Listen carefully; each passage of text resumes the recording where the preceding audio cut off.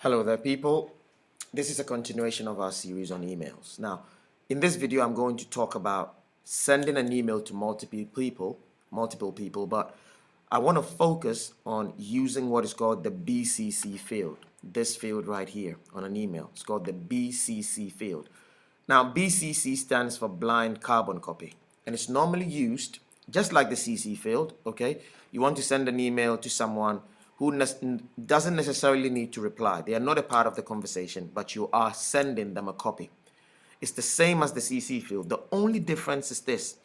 If you put someone's email address in the BCC field, no one else will know that they received a copy. You all know you receive a forwarded email from all your friends, and you see all the email addresses of everyone that has received the email on top, okay, inadvertently revealing everyone's email. The BCC stops that from happening. The BCC actually allows you to send an email to someone without actually revealing their email. No one knows that they received a copy. No one will know in the mailing list that they got it because their names will not be there. Now I'm going to show you how to do this on your email account. Okay, so this is an example of the school email. You first need to enable the BCC button. To do that, you click on the cog here, the options cog, okay, and choose options. And then once that opens, I want you to go to settings. And then once you click on settings, scroll down and you will see a tick box there that says always show BCC. Tick it and click save. And then once you've saved it, click on Outlook to go back into your mailing system. And now you have your email client open. So if I go to new mail, I will now see the BCC box there.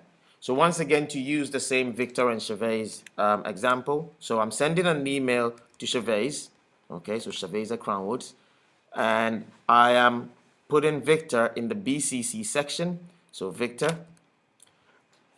Now what will happen is that Victor will receive a copy. Chavez will have to reply because I am sending the email to Chavez. Chavez is the primary person I'm sending it to. Victor is the secondary person. Now, if I use the BCC field, Victor's name will not show up on the mailing list. Chavez's name will show up. Victor's will not show up. Victor's privacy will be protected. Okay? No one will know Victor received a copy. Victor's email address will not be revealed. And that is predominantly how it's used. Where someone is a private person or someone does not want to to reveal other people's email addresses, you always use the BCC field and you compose your email as normal as you would compose a formal email with the 4 components: a subject, a salutation, a main body, and a conclusion. And that is what the BCC field is used for.